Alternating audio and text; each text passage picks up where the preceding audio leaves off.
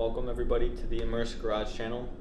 As you've probably seen in the title, we did get an E30, but before we do that, we should probably give you an update on the 300Z. So the last video that we did, it was with all of our friends, but we were just taking off a bumper and the air intake. A lot has happened since then. Our lives got pretty busy and we stopped recording, but our father kept working on it. And let's just say the whole car is taken apart. It is down to the bare bone chassis. Even the fenders are off. So the best we can do is an update video to explain what we did and to show where it's gone. And then we'll kind of explain what we want to do next with it. And it is still mainly our father's project, so we'll try to keep it updated as best we can. But he is the one who's going to be working on it, and if we don't have time to record and he's working on it, there's not much we can do. But we did get an E30, which is me and Adrian's project, which we definitely want to record, and we will be taking it at a lot slower pace and more informative with the videos. So at this time, I'll probably show you guys what has happened and where the parts are and what the whole garage and situation looks like. Alright, so we'll start off with the parts that we took apart. This is our whole rack, and there's stuff littered all around this garage, so I'm gonna try to show you as much as I can. A lot of this stuff my father took apart while me and Adrian were gone, so I'll try my best to explain what was done, but even I don't know too much. So we have the whole rack laying here. The whole engine was taken out and taken apart, so every single bit and piece and bolt off of the engine is all on this rack in boxes and bags. We also bought some stuff off of a guy on OfferUp, I believe, and so we got some new parts. Facebook Marketplace. Yeah. And so we got some new stuff, which I'll show you some of that new stuff. Like for instance, one of the first things, if you remember in our first episode, the taillights were completely destroyed, so we got new ones. My dad cut out all the glass. We sent the engine block to a machine shop. It's still currently there. I believe it's been there for 6 months, just kind of on back order so it can be rebored to make sure everything's good. We have the front suspension, all of the front suspension parts here, front subframe. We have the whole rear subframe and suspension, which we still need to take apart, so we definitely can keep you guys updated on that. We've got the tires, doors, something else that we bought and brought, if you want to come over here. The 300 that we bought was an automatic transmission, but we did buy a manual transmission, and it has the clutch and everything. So we should be able to install that pretty easily, especially because the chassis itself has a spot for a clutch and a manual transmission. All of this, a bunch of wires and wire harnesses. That's all my dad, because he's a mechanic, so he'll figure it out and we'll try our best. Other than that, it's a lot of the dash parts, plastic pieces, roof headliner, more plastic pieces, and it's an organized mess, that's for sure. Don't mind this, we'll get to that later on in the video. And then other components like the steering and even more stuff over here. These two boxes were given to us by the person on Facebook Marketplace, so thanks to him for giving us those two boxes for free of just random 300 parts that you didn't need. And we got another door here, and then the fenders are over there, and the engine and cherry picker are also over there. So now we'll go ahead and go back and we'll show you the actual 300 chassis.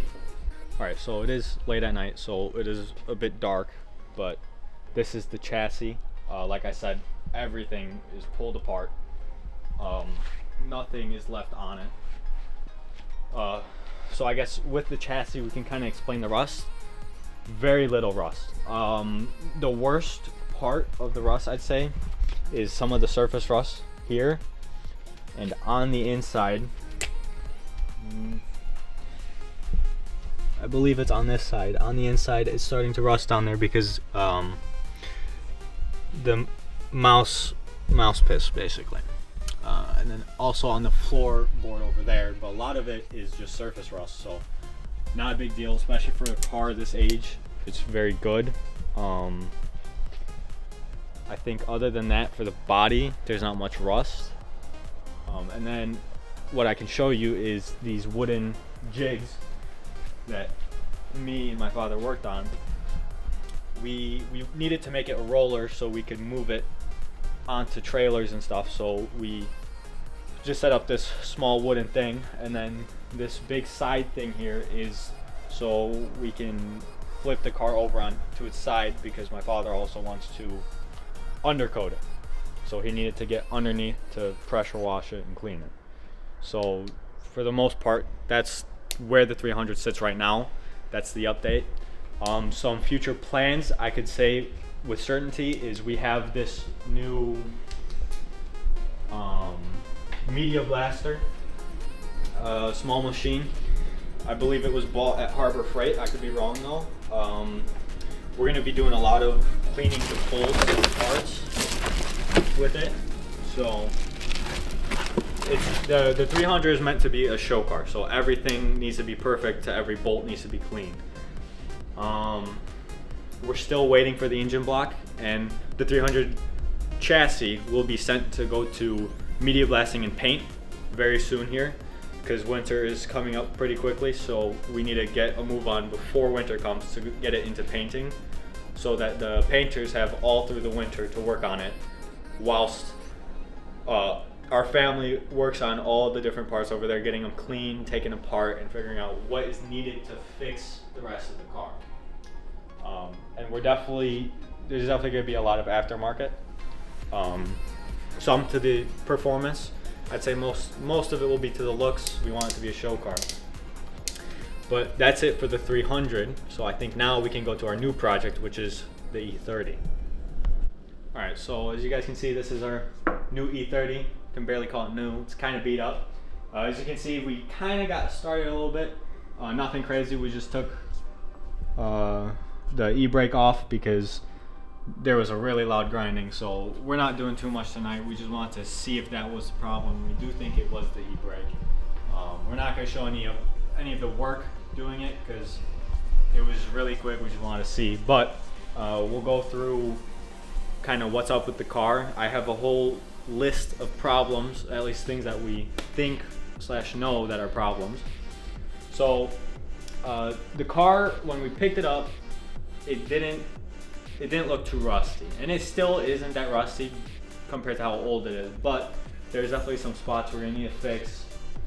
Rust ate through here, completely ate it out, and you know, there's rust on different parts of the underbody, some here, some at the front, but it's definitely a pretty good condition car for how old it is, and especially for the E30s, which are known to rust and people not taking care of them. So I think we definitely got a pretty good steal for the amount of rust that it has. So some of the problems I wrote down are the brakes. So if you want to come on this side, this is what they look like, and it was bad. I mean, the car was sitting for quite a while, so the brakes is definitely something we need to do. E-brakes, and then on the startup of the car, there seems to be like a vacuum leak. Which it could be something simple because there's a clamp missing, so yeah, that's where we're going to start. But so it could be something simple like a vacuum leak just because a clamp is missing, or it could be something bigger. And we also heard ticking, which might be a valve issue. We don't know yet. We haven't looked into it yet. We just got the car just yesterday, so we'll be looking into that more, and you guys will be there with us. Another issue we found was, if you come with me, let me grab the light. Let me see if I can find it here. Is, let's see, the lower steering shaft coupler. So right here is it's all rusty and it seizes up. So every single time you turn the wheel, it's loose, tight, loose, tight. And so that's another thing we're gonna have to fix. And then we were also kind of just doing a quick diagnosis of the car, checking everything, and we also figured out that The front tie rods are pretty loose, so those will also have to be replaced. And there might be a possible exhaust leak, but that's the most part. The exterior, there is a lot of plastics missing, so we'll probably have to outsource those. And kind of the idea for this project is, we don't know yet. We're kind of teeter-tottering between a fun show car that's not too fancy but kind of a pimp ride, or we turn it into a drift car. And I think both can be good, but I definitely think that this E30 is cleaner than most. Definitely not the cleanest. It's got its problems, it's got its rust, but compared to a lot of the E30s in our area, I think this is a good one. So that's pretty much it for the E30. We will bring it down. We just need to finish up the whole e-brake situation, and we'll bring it down and we'll show you the inside and more of the exterior.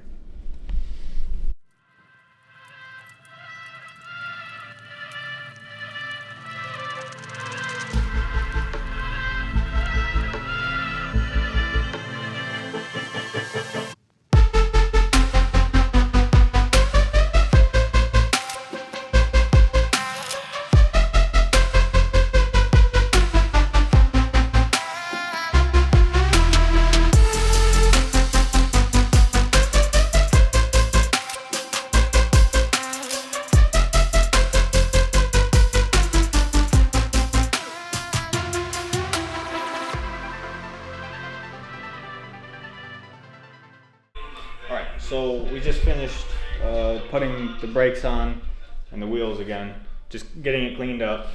If we want, we can take a quick look. So the reason why we took it apart was because there is a very loud noise, and that's because the e-brake grenaded itself. It is completely destroyed, and it was, these were the only pieces left. It was sitting inside. in the drum of the rotor, yeah, right? And it was just, as we were driving, it was just everything was grinding rattling. inside. Nothing was held together. Right. So that's why we just quickly fixed that, because that was a really loud noise that we wanted to fix quickly. Okay, other than that, this is the E30 now on the ground. It's got a lot of issues: broken bumper, missing plastics, terrible paint job. There is a little bit of surface rust on the hood and a little bit on the doors, but nothing crazy. It's mainly just surface rust, stuff that can be sanded down and then wrap or paint. The hood latch is broken, the headlights are broken, plastic is cracked, and then if we go ahead and then all the emblems are faded. But if we go ahead and open the hood, which I really like how they open this way. This is actually one of the reasons why I like E30s so much. The engine itself is doing, it looks clean, it looks pretty good. But if we go on the other side, that vacuum issue we were kind of talking about is coming from this, which is probably because it doesn't have a clamp to hold it down. And there's also some other stuff happening down here. Right. And so when we push down on this to kind of create that suction on this here, you can the RPMs go up and the engine runs a little differently. So. Yeah, and so that's another problem is we have it's idling at high RPM and we still don't know exactly why, but we'll get that figured out. To be determined, right? Yeah. Other than that, the car's not in park, but other than that, it's mainly just visual issues. If we come over here and I'll show you on the inside. The inside is beat up. You want to just step and take a seat in there? Yeah, jump in. So the seats are tore up, and you know, we're missing the glove box. Wires are hanging. Same for the driver's side. Radio is missing. The shifter's kind of trashed. Dash is broken. You know, the levers are broken and the windows don't work, all four of them. So there's also some interior stuff that we have to fix, but for the most part it's a very clean interior, other than parts being broken and wires hanging around. But it's good. I think it was a good purchase. It was fairly cheap, and I think whatever we decide to do with the car, I think it'll be a very nice car to have, especially because E30s are just such a loved body style. even the sedans. Yeah, right. Very desirable. Yeah. So we're gonna see if we can take it for a drive to see if the noise is gone and to see what other noises we can hear now that one's gone. Right. So, because there was more noises. Always will be, right? Yeah.